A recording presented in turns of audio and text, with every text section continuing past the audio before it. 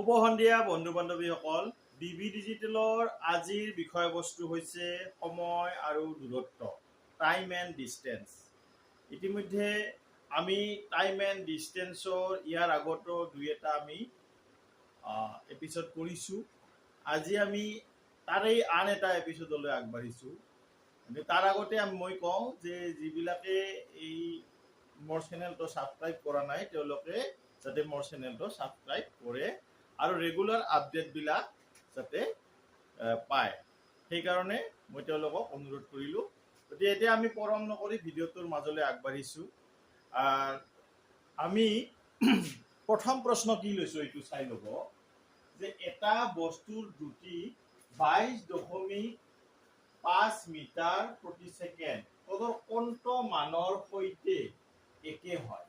এই বস্তুটোৰ দ্ৰুতি যিটো আছে এই দ্ৰুতিটো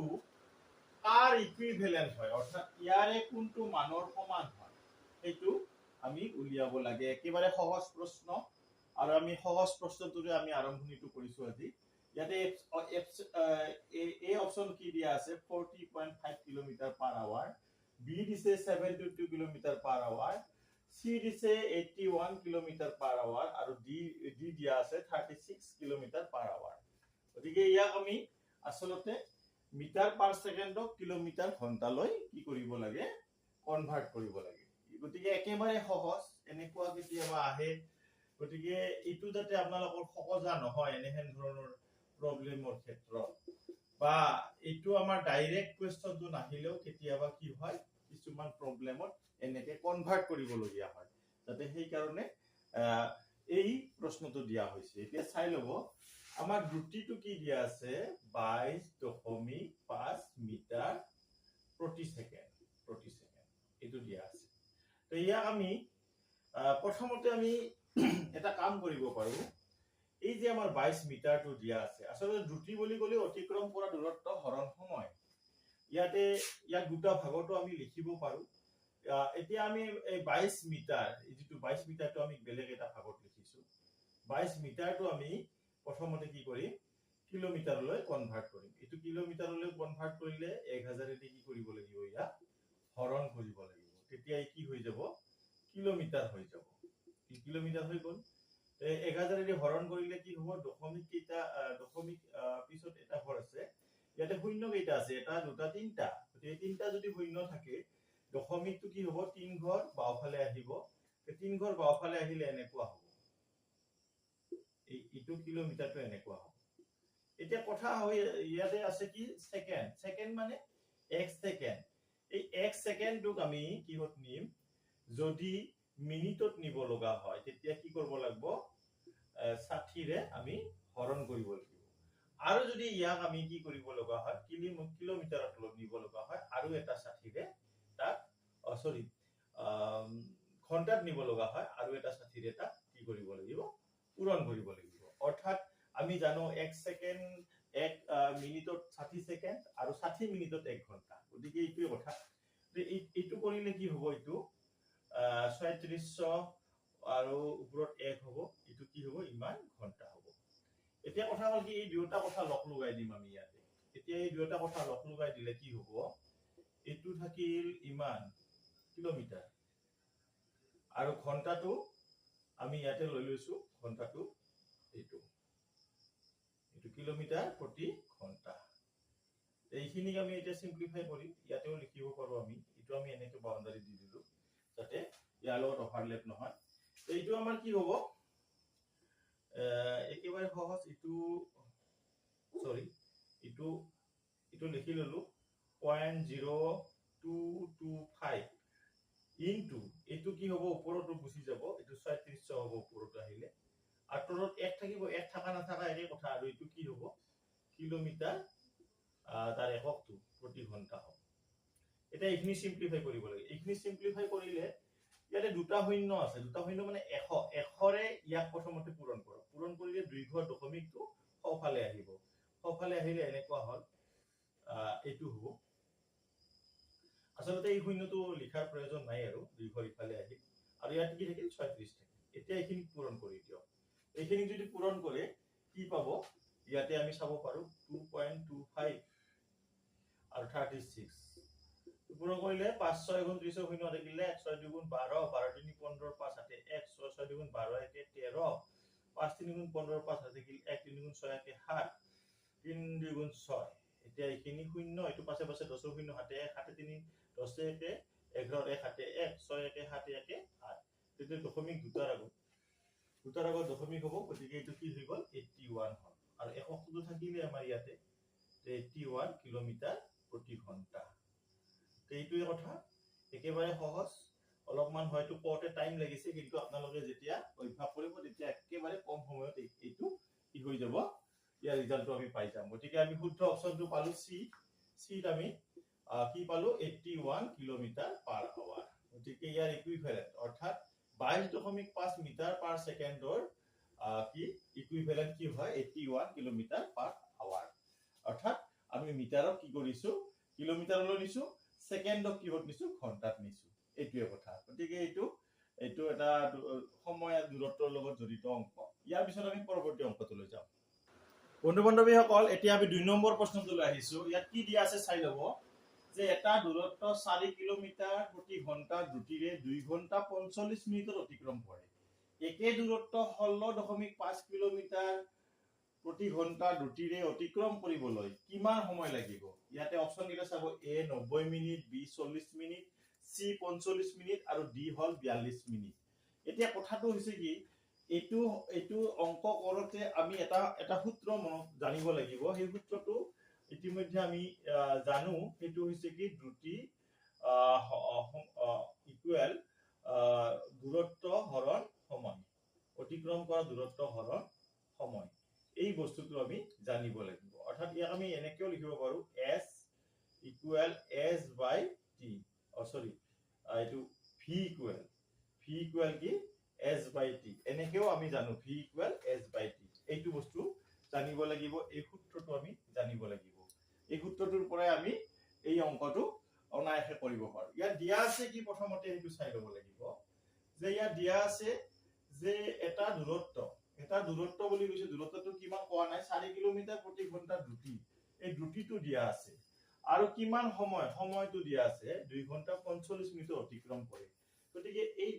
আমাৰ দ্ৰুতিটো দিয়া আছে সময় দিয়া আছে অৰ্থাৎ এই দ্ৰুতি দিয়া আছে এই সময় দিয়া আছে গতিকে আমি কি কৰিব পাৰো দূৰত্বটো ইয়াৰ পৰা উলিয়াই ল'ব পাৰো গতিকে আমি প্ৰথম কামটো কি কৰিম দূৰত্বটো উলিয়াই লম গতিকে ইয়াতে দ্ৰুতিটো আমি ইয়াতে লিখি লৈছো আপোনালোকৰ সুবিধা হোৱাকৈ যে কি 4 কিলোমিটাৰ প্ৰতি ঘন্টা এটো আছে কি দ্ৰুতি তাৰ পিছত সময়টো দিয়া আছে সময় কিমান দিছে 2 ঘন্টা 45 মিনিট 2 ঘন্টা 45 মিনিটক আমি কেনেকৈ লিখিব পাৰো 2 ঘন্টা 45 মিনিট যেতিয়া আমি লিখিম তেতিয়া আমি কেনেকৈ লিখিম 2 ঘন্টা 45 মিনিট আমি প্ৰথমতে এনেকৈ লিখিলো ইয়াক আমি কিন্তু কি কৰিম ঘন্টালৈ কনভাৰ্ট কৰিম 2 আৰু ইটো কি কৰিব পাৰো 45 মিনিটটো আমি এনেকৈ লিখিব পাৰো 60 ভাগৰ 45 ইমান ঘন্টা এনেকৈ আমি লিখিব পাৰো এনেকৈ লিখি ইয়াক আমি সৰু কৰি ল'ব পাৰো যে ইয়াতে সৰু কৰিলে কি হ'ব ইয়াতে 3 ৰে 15 বাৰ যায় 15 ইয়াক 3 বাৰ যাব 15 ইয়াক 4 বাৰ যাব এইটো কৰি ল'ব পাৰো এইটো কৰি লোৱাৰ আমাৰ উদ্দেশ্য এটা আছে আমি কিয় কৰিছো এইটো অলপ পিছত গম পাম কিন্তু ইখিনি আৰু সিম্পলিফাই কৰিলে কি হ'ব এইটো 4 হ'ব 4 গুণ 8 একে 11 হ'ব ইমান হ'ব ইমান হল আমাৰ ইমান ঘন্টা হল কি 11/4 ঘন্টা এতিয়া আমাৰ এই সূত্ৰটোত আমি যেতিয়া দ্ৰুতি আৰু সময়ৰ কথা যেতিয়া আমি উল্লেখ কৰিম ইয়াতে যেতিয়া মানবিলাক বহুৱাই দিম তেতিয়া আমি দূৰত্ব পাম অৰ্থাৎ এইটো সূত্ৰই আমি যেতিয়া দূৰত্ব হিচাপত লিখিম তেতিয়া আমি কি লিখিব পাৰো দূৰত্ব ইকুৱেল দ্ৰুতি পূৰণ সময় গতিকে ইয়াৰ পৰা দ্ৰুতি পূৰণ সময় এইটো আমি মানবিলাক বহুৱাই দিম দ্ৰুতিৰ মান কিমান আছে 4 আৰু সময়ৰ মানটো কিমান দিয়া আছে কিমান এইটো দিয়া আছে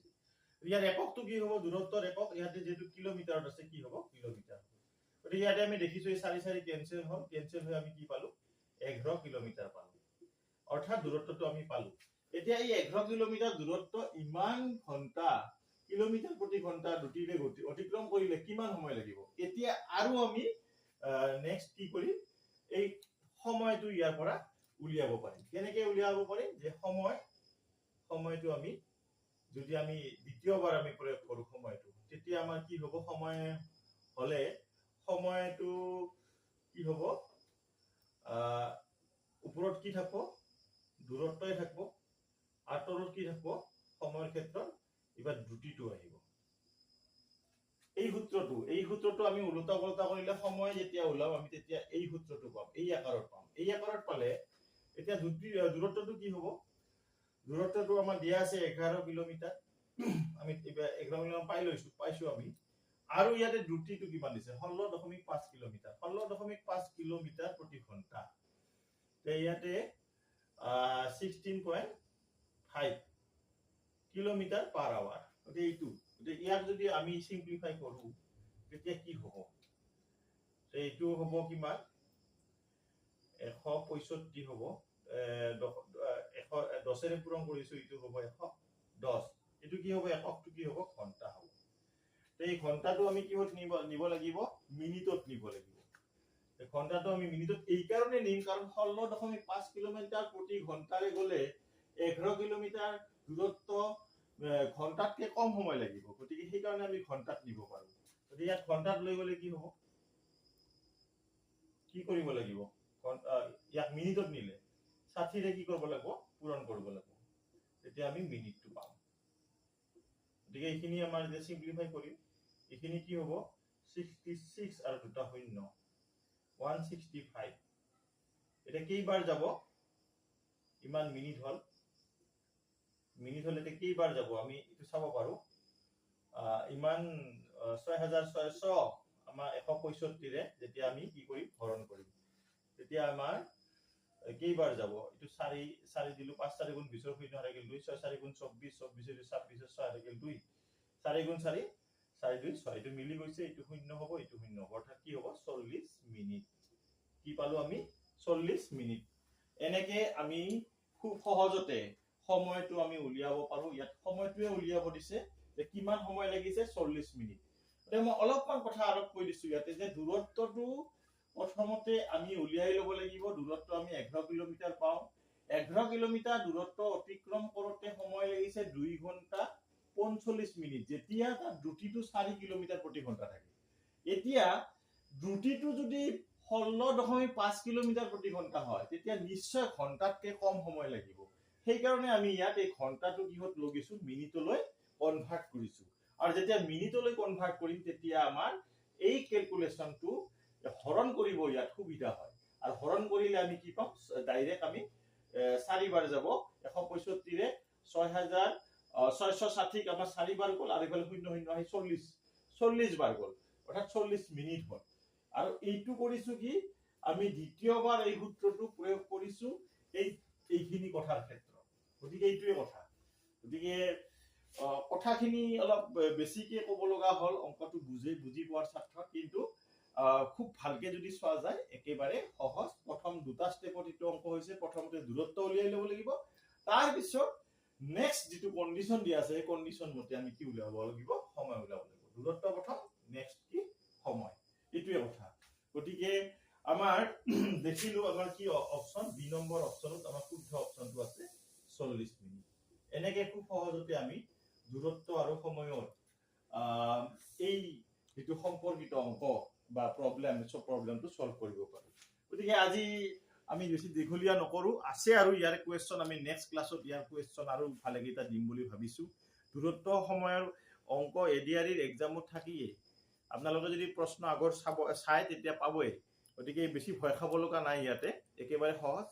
গতিকে ৰেগুলাৰলি আমাৰ ভিডিঅ'বিলাক চাই থাকিব আৰু এইবিলাক আপোনালোকে অভ্যাসও কৰিব আৰু কিবা যদি খোজা থাকে তেতিয়া মোক কমেন্ট বক্সত জনাব এইখিনি কথা আজিলৈ ইমানতে এৰিব বিচাৰিছো পৰৱৰ্তী পৰ্যায়ত পুনৰ লগ পোৱাৰ আশাৰে ধন্যবাদ শুভৰাত্ৰি